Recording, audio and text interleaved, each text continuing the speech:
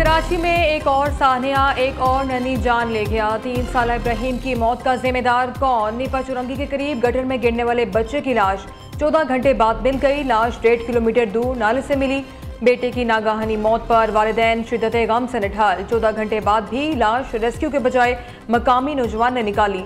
तनवीर ने बताया, पानी में बच्चे की डेड बॉडी देखी तो निकाल कर हवाले कर दी।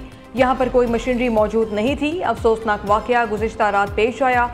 वालिदैन शॉपिंग के बाद वापस जा रहे थे। बच्चा माँ का हाथ छुड़ाकर सड़क की तरफ भागा और मैन होल में गिर गया। मरहूम बच्चे के दादा का कहना है, हादसे के बाद मेयर कराची समेत सबको फ़ोन किया, किसी ने मदद नहीं की। रेस्क्यू ऑपरेशन बर वक्त कर लिया जाता तो बच्चे को बचाया जा सकता था।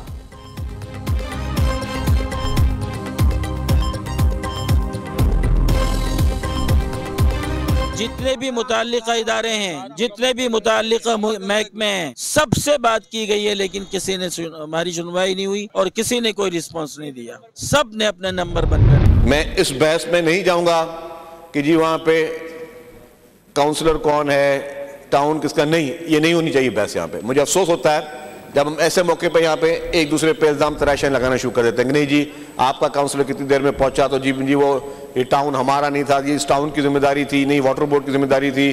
किसी ने कहा कि जी रेड लाइन का भी वहाँ काम हो रहा है। किसी की भी जिम्मेदारी हो सर, हाँ, अगर जिसकी जिम्मेदारी थी उसने नहीं किया उसको पनिशमेंट मिलनी चाहिए।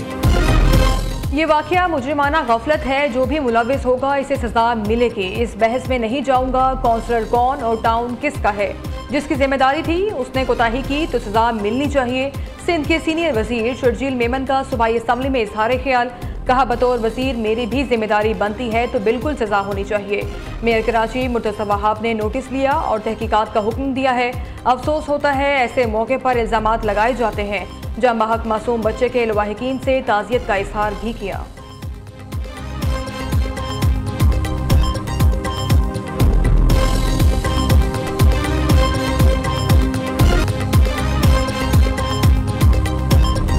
बदकिस्मती के साथ कल रात को सियासत इसके ऊपर करने की कोशिश की गई, जो अभी तक जारी है, जो कि बड़ा बदकिस्मत है कि पिछले 1 साल में तकरीबन कोई 88,000 मैनहोल कवर्स हैं जो Karachi water and sewerage corporation ने मुख्तलिफ जगहों पर लगाए हैं। बदकिस्मती से मैनहोल वाक़े पर सियासत की जा रही है। डिपार्टमेंटल स्टोर के सामने मैनहोल था, तहकीकात कर रहे हैं। अमले की कोताही साबित हुई तो जरूर एक्शन होगा। मेयर कराची मुर्तज़ा वहाब की मीडिया से गुफ्तगू। कहा, 1 साल में 88,000 से जायद मैनहोल के कवर लगाए। वाटर बोर्ड कॉरपोरेशन को वाक़ई की इंक्वायरी का हुक्म दे दिया है।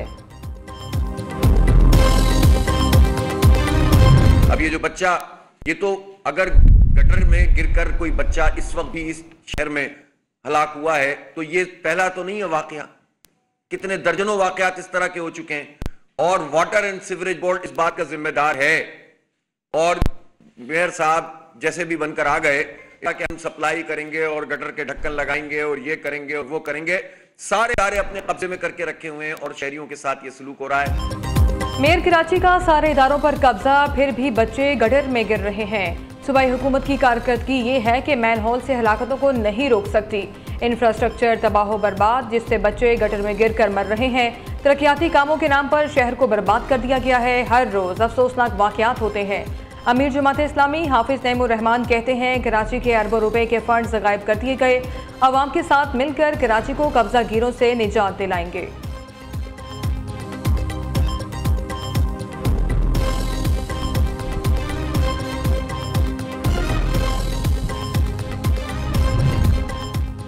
कराची में रेंजर्स की तैनाती मजीद 1 साल के लिए बढ़ाने की मंजूरी। वजीर आला मुराद अली शाह की ज़ेर सदारत सिंध काबीना इजलास।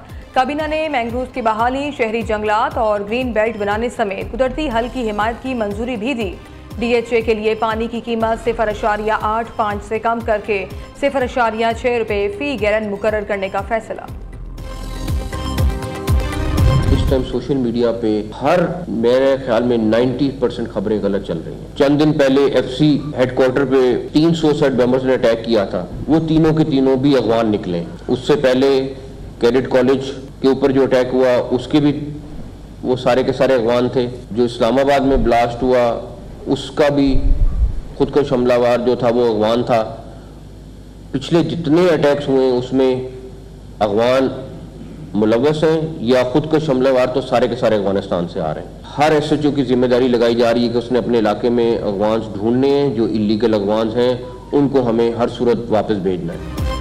वजीर दाखिला मोहसिन नकवी का खैबर पख्तूनख्वा में कायम अफगान कैंप खत्म करने का ऐलान। 3 सूबे अफगानों के खिलाफ कार्रवाई, खैबर पख्तूनख्वा हुकूमत उन्हें तहफ़्फ़ुज़ दे रही है।